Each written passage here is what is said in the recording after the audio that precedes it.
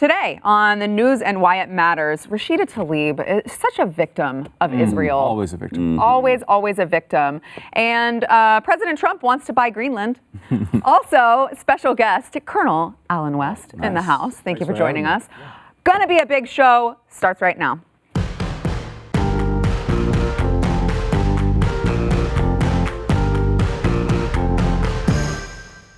Same size show as we always have. Welcome to the news and why it matters. I'm Sarah Gonzalez. Pat here thinks that it's the same size show as always. It's no bigger, no smaller than every day. Well, we appreciate your enthusiasm here on the show today. All right, so Rashida Tlaib, we've got a lot to get into there. First, we want to thank our sponsor, realestateagentsitrust.com. So you guys are in radio. You move around a lot. You've done some moves in your time as well. Just a few. So, you know, it seems like everyone and their dog is a real estate agent now. Yes. That's true. Most Jason's dogs, plumber. Jason Buttrell's plumber. His plumber, which at least has some association. The dogs, I would never have a dog real estate agent. I think it's a bad idea. You draw the line there? My understanding is there's no dogs on realestateagentsitrust.com. Not a single That's all we one. need to say. It's like they're very exclusionary. It's kind of like Rashida Tlaib going to Israel. They will not allow them in. So it's very sad. But realestateagentsitrust.com will actually screen through the actual real estate agents that are there and find the best ones for you. So if you're moving, I know radio is a big thing because you move like every 2 years after you get fired. That's a big thing. So you have to find a new place. You might not know anyone in the town. Realestateagentsitrust.com is great for that. And if you're selling, you got to have the best agent to make sure you get the best price for your home. So it's a great place to go. So go to realestateagentsitrust.com if you are looking to buy or sell your home. Rashida Tlaib, always the victim, right? We've always got to find something. The squad has always got to find something to be a victim from. And this time it's Israel. So, it's a defining characteristic of the squad. Yes. I think it's tempting to think of it as socialism, which is also a defining characteristic of the squad. But really, I think more than anything else, it's victimization. They are always going to find a way to put themselves in that spotlight. Please look at me. People are doing wrong things to me. I'm always the victim, and that's why I'm here. I'm suffering, and I'm trying to do my best for you. And they continually put themselves in that position. And the media, I want to say falls for it, but it's not really falls for it. They embrace it and love it and advance it. But it's an amazing thing here because this story in particular with Rashida Tlaib and Ilhan Omar wanting to go to Israel, then Israel saying no. Israel saying no because you kind of don't want us to exist. Yeah, well, right, because they say they want to, boycott them, and the BDS movement, they're involved in it. And there is a law on the books in Israel. It's part of their legal system that you do not allow people in who believe these things because it's kind of fair. The destruction of our country is not necessarily something we want to embrace, which I know is a crazy standard. So she wants to go over there. She wants to, they want to make a big spectacle of this. And again, it's about drawing attention to themselves. In a weird way, this is really a win-win for both sides because Rashida Tlaib and Ilhan Omar, they don't care about going to Israel. They don't care about the Palestinians. What they care about is themselves. And they are getting all the attention and adoration from the media out of this. Everyone's tweeting about them and saying how they've been wronged. And no matter what the response was from Israel, eventually it was Rashida Tlaib gets to go see her grandmother. And then, of course, she had to reject that because that would get her more attention. She didn't care about seeing her grandmother. It was the last thing in the world on her mind. On the other side, too, with Donald Trump, this is great for him, too, because any way that Donald Trump can associate the squad with the Democratic Party as a whole, show them, which is true, that the squad and the Democratic Party are one and the same. And while they're the most outward people and they're the most, they're in your face, the squad, this is what a lot of people in the Democratic Party believe today.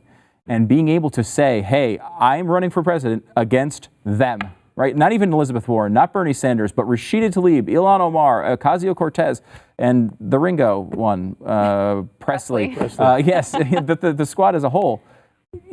Republicans have attempted to do this for a century, right? They've been trying to. The Democratic Party is a bunch of socialists. They don't care about how much money they're spending. They don't care. They're not all that intelligent when it comes to these matters. And here's a squad as a giant present wrapped up saying, yes, this is exactly what we are. Trump's really smart in elevating them and showing everybody who these people are because they are representative of the Democratic Party. And the more that he can associate those two together, the more easily he's going to be reelected. Pat, what are your thoughts? I've been told I can't go to Liechtenstein. What? And No. Liechtenstein. I can't go. No. They won't let me. Wow. They won't let me. Well, you do have a lot of anti-Liechtenstein's tweets I've seen at Pat Unleashed. I know, but it's my right, isn't it? No, it's not. You're right. So yeah, I'm a little depressed right now, and I share their victimhood, and I feel their pain right now. I really do. It's silly. All they want is attention, and I'm sure this is just going to fill their fundraising coffers for the next 5 weeks or something, and I'm sure they never planned to go to Israel in the first place. So it's all just a gigantic sham, just kind of like my Liechtensteinian trip. I wasn't really going to go.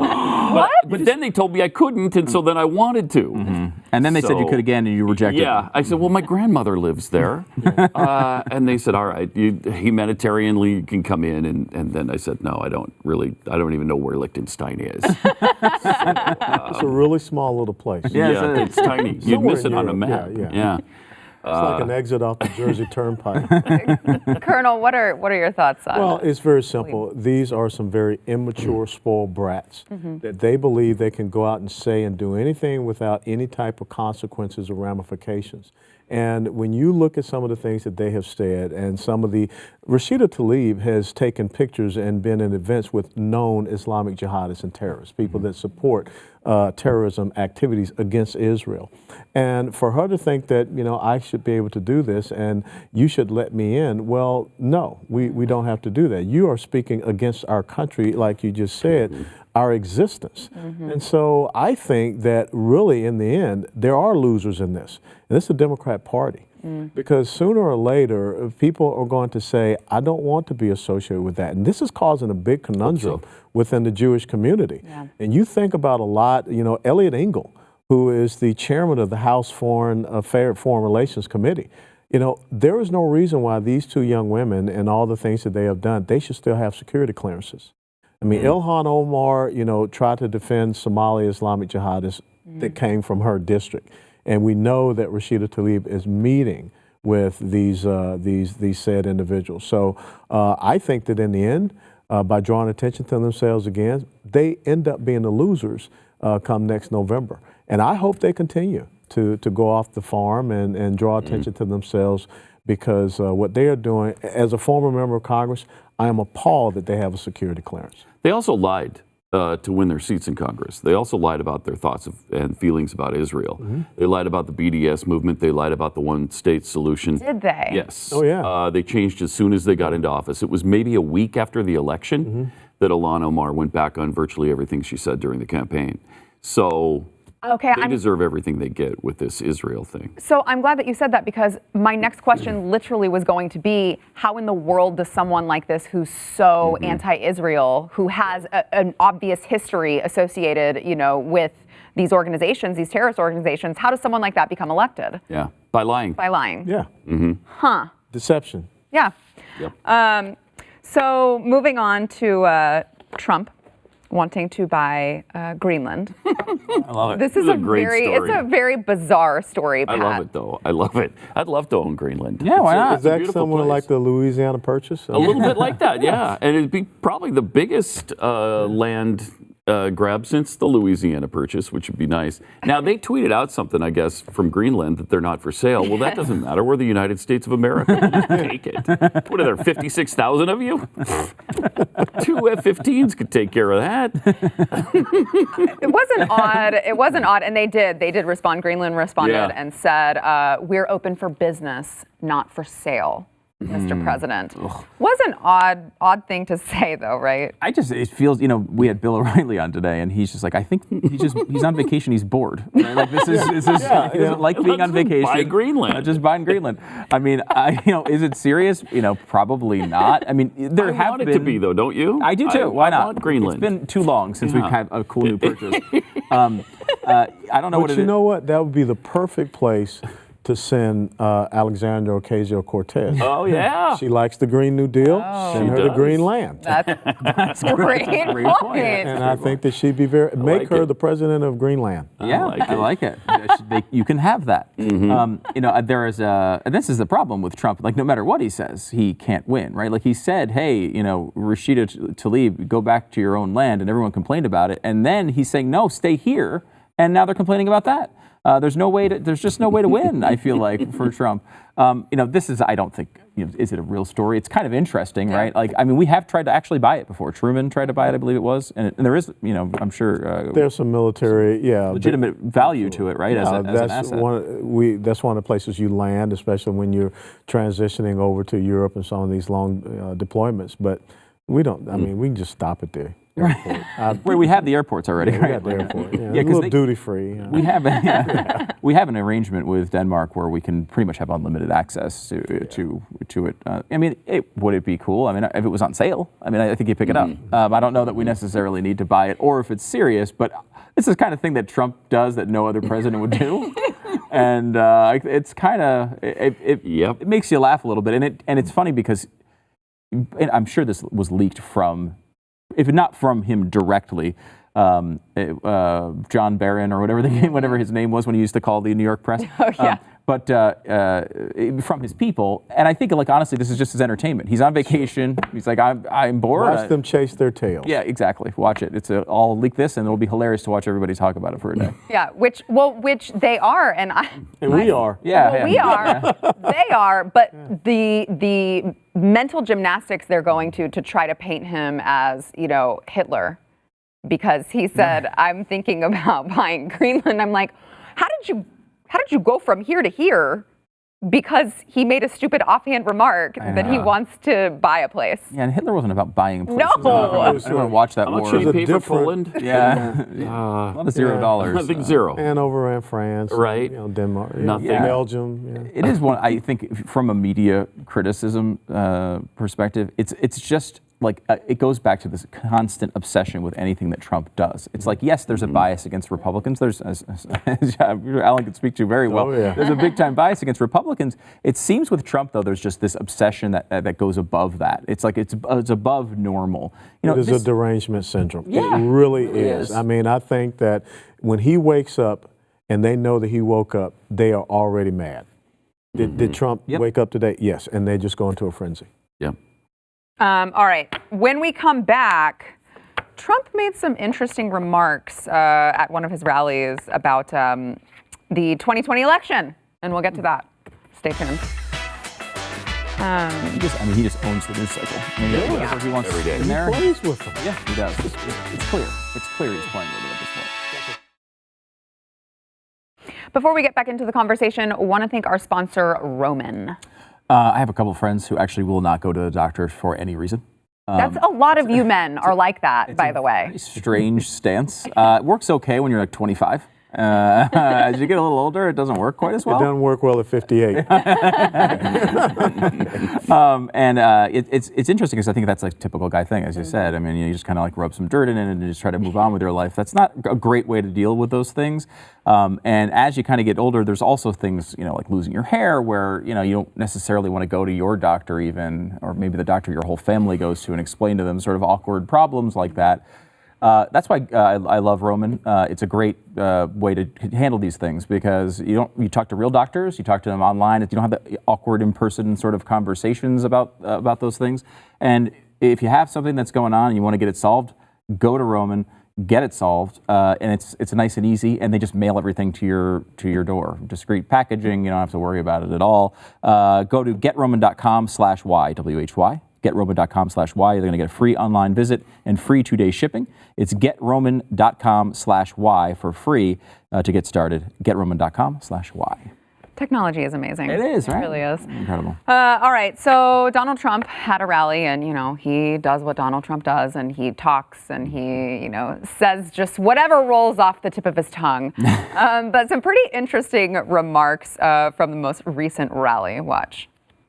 See, the bottom line is, I know you like me, and this room is a love fest, I know that, but you have no choice but to vote for me because your 401ks down the tubes. Everything's going to be down the tubes. So whether you love me or hate me, you got to vote for me. What? Hold it. Okay. I think like a traditional sell for your Everything's candidacy. going to be down the tubes? Aren't you in office right now? That might not be something you want to promote. Your 401k's down the tubes. You're going to lose all your stocks, your bonds, your treasuries, your savings. The banks are going to fail. Everybody's going bankrupt. You've heard about Macy's, right? What is going on with that? Well, he's saying, right, if you don't vote for me, then everything will go down the tubes, It doesn't right? sound like that, however. It doesn't. It doesn't. And I know that that's what you're going to hear on CNN and MSNBC, Of course. right? I mean, he's predicting the doom and gloom. And again, this is one of those things where, I would have been accentuating the fact that here you have the entire left praying for a recession. And I would have stood. And they are. And they are. And I would have stood in front of those people and say, they are praying for you to go back on food stamps. They are praying for you to go back and struggle to take care of your families. They're praying for you not to be able to take a vacation with your kids, because we've taken this economy out of their doldrums in just 2.5 years, and they want to take you back there because they don't want me to be the president. So really, they don't care about you. And that's why you should come out next November and vote for me. Yeah. That's a great point. I mean, and some people are doing it outwardly. I think it was Bill Maher who came out and said, like, I want a recession to get rid of this guy. And the sad truth, I think, here is that if they get that recession, he will be gone, right? Like, I mean, these candidates on the Democratic side are terrible. But you have a recession situation during that, right around that election time. It's going to be almost impossible for Trump to win. I mean, he's done a lot of really good things. We've praised him many times, but he's about 42, 43% approval rating with the good economy. So, like, if that economy tanks, he is going to be in massive trouble. And it's going to be someone like, if it's Elizabeth Warren, we are in serious danger. But see, that should have been the approach that he should have taken. You're right. And just sometimes, the entertainer in him can get in the way. And I think that is where he needs someone to kind of say, hey, Mr. President, you need to stay down this path, and this is how you need to make this point. Do you worry, too, that we wouldn't necessarily have to be in a recession? We would just need the media to portray us as being much worse off than we really are. Do you know what I mean? Because everyone watches, they're going to listen to what the cable news, is telling them. And if cable news is doom and gloom, even if that's not in, actuality how bad things are, it can be effective. It's hard. I mean, it's hard to lie your way into a recession. I mean, this goes back. We kind of go back to the Obama years and coming out of the Bush years. I mean, the last, 2007, 2008, and even to the 2004 election, you saw them talking about how bad gas prices were. Remember how that was like the biggest story in the nation? And then they triple under Obama. No one mentions them. Well, that's the point. Yeah, I mean, they can. They never said anything about a bad economy when Barack Obama was there. Yeah. And let's be very honest. If it had not been for the Fed manipulating interest rates, we would have really seen how bad that economy was. But a guy that never made it to 2% GDP, and now we have, 2.3, 4, 5, 3.2% GDP, and they're trying to press us and talk us into a recession. That's the message point that the Republicans need to be pushing about. These guys hate him so much that they hate you. And they want to see you become dependent upon them once again and live in a horrific economy. what do you think, Colonel, of his comments that you can like me or not, but you have no choice but to vote for me? You see, coming from not how our system works. coming from a military perspective, that's kind of like the tyrannical commander saying, I'm your commander. You're going to do whatever I say. I think that leadership should be inspiring. It should not be based upon, any type of, punishment. You don't have any other choice. Yeah, we do have a choice. And so I think that, again, he needs to be able to stand there. Ronald Reagan was the guy that rallied you to him, to his message, to his policies. I mean, this country felt good about Ronald Reagan. And so I want President Trump to get to the point where people feel good about him being the president. And so when he drops that grenade on his foot, sooner or later you're going to run out of toes. Yeah. Pat, do you agree? Oh, yeah. it would be a catastrophe, though, if anybody but him is elected. I mean, That's why I understand do have the another sentiment, choice. They're right? just not good. Yeah. In fact, they're catastrophic. If any of these Democrats get into office, I really fear for our country. They're socialists. It's bad. Yeah, I don't think you call them Democrats anymore. You have to call They them are socialists. And you see what happens if you come out and overtly criticize socialism. You're John Hickenlooper, right? You're Right. out. Yeah, you're gone. Right. Done. You're Yeah, not Delaney was Delaney.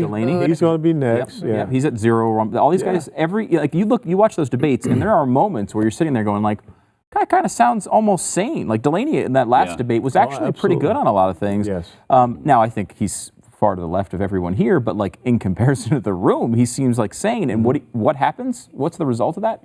You're out of the you get. You're not. There's no place in the jettisoned. Democratic Party for you anymore. Right. And that's a big change from just a few years ago. Yeah.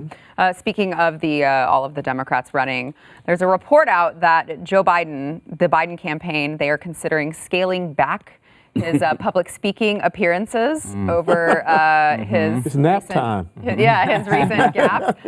Let's take a look at some of the most recent ones. And the other thing we should do is we should challenge these students. We should challenge students in these schools to have advanced placement programs in these schools. great. We have this notion that somehow if you're poor, you cannot do it. Poor kids are just as bright and just as talented as white kids. Oops. Wealthy kids. Black kids. I love the virtue clap. No, I really mean it, but think how we think about it. We choose unity over division. We choose science over fiction. We choose truth over facts. So, folks, if you're interested, join me. I could use the help. Yeah, you could. Must defeat this president to change the trajectory of this country. When the kids from Parkland marched up to, and I met with them, and then they went off to up on the hill when I was vice president. They went off the hill to go into those neighborhoods. All those congressmen were like, "No, I'm not here. I'm not here. I'm not." So since he wasn't there, he made that up out of whole cloth? I mean, what is the deal there? What is that? Stu, Yes. what was that link for Roman? Please send that link to Joe Biden so that someone can consult with him in privacy. Yeah. Wow. Very, very good point. It is a good point. I mean, I legitimately am You worried about him? concerned. Yeah, Yeah. I mean, look, he's always been sort of gaffe prone. It worse. feels different here. It feels like he is slowing down a little bit, and he's not, Biden's style, and one of the reasons I think he is generally actually somewhat effective as a politician is he does kind of feel like he's talking off the top of his head, and he can relate, and his style is rapid fire. That's not a good style when things start slipping away. And you see that, I don't know, some of them are inexplicable. Some of them I think are he's just fumbling his words. The Parkland thing is strange. I don't know if maybe he meant Sandy Hook, maybe he was, I don't know what he meant there, but that's a really strange type of mistake, and it's the type of mistake he's made before. Saying FDR went on television, and or was it? Yeah, I can't remember. Yeah, was it? Yeah, I don't remember the exact quote, but it was something about getting all the timelines wrong. It's tough because if there's an advantage for Biden when it comes to campaigning, it's that he's good in these rooms. It's that he's good walking around and talking to people off the top of his head. If he can't do that, what's the case for his candidacy? If you have to hide him, it's not like he's the most crazy liberal, or there's not like a great argument for him when it comes to voters. His argument is the person that he is, and that's how he's been effective over the years. And the fact that if you have to pull back from that, you're pulling back from the entire package. And that may be why Elizabeth Warren just pulled ahead of him by 11 points in Iowa. That's amazing. Yeah, it's tough to see. Nationally, she's really gone to she's legitimately the second place she is. candidate, which She's is surging. incredible. Insane. Incredible. Crazy. For someone who we thought she was DOA. Oh yeah, right? As When soon it as came she to announced. when it came to the 23andMe stuff. thing, Yeah. it was Like Yeah, there's- but again, Stu brings out the point. The base of that party is a progressive socialist base. Yeah. And so there is no hope for anyone sane on that side. So they're going to slip Joe Biden away for two reasons. He doesn't connect with their base, and he's lost touch with reality. All right, back in a minute. He's just not a good candidate representing that moderate, quote unquote moderate. Colonel West, before we go into overtime, you have an announcement to make. Yes, last night, and I made the announcement official that I'm running for state chairman of the Republican Party of Texas. Nice. We have to be very concerned about the left, trying to target this state, much the same as they've done Nevada, Arizona, and Colorado and New Mexico. So where can everyone who's watching on television? West4Texas.com, the number 4, West4Texas.com. West4Texas.com. I have a couple more questions on Texas that we can get into. BlazeTV.com. You got to go see Overtime.